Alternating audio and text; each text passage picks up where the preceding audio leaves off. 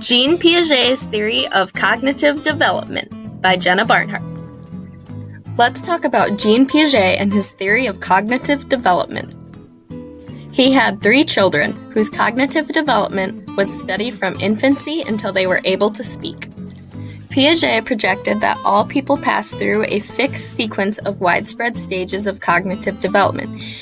He came up with 4 stages. These stages include sensory motor, 0 to 2 years of age. During this period, infants are busy discovering relationships between their bodies and the environment.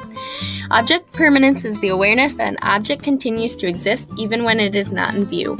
Pre-operational, the second stage, 2 to 7 years. Pretend play occurs. During this stage, the child learns to use the symbols of language. The child's thinking during this stage is before operations.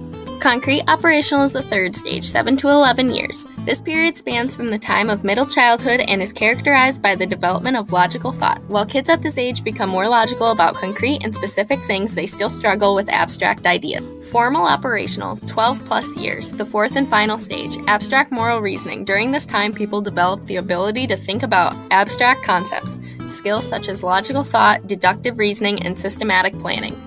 Piaget suggested that the growth in children's understanding of the world could be explained by accommodation and assimilation.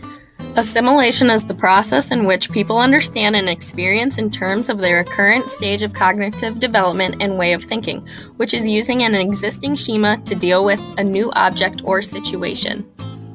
A schema describes a pattern of thought or behavior that organizes categories of information and the relationships among them. An accommodation is changes in existing ways of thinking that occur in a response to encounters with new stimuli or events.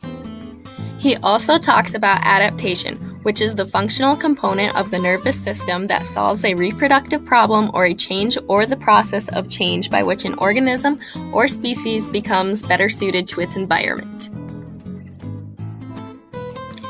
Sometimes people never even reach Piaget's highest level of cognitive sophistication. Ultimately, the greatest form of criticism is that cognitive development is not necessarily as discontinuous as Piaget's stage theory suggests.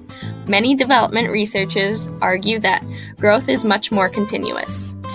Piaget is a very respectable psychologist and has definitely done his fair share of research, and I agree with most of what he has to say. His research is important to teachers everywhere.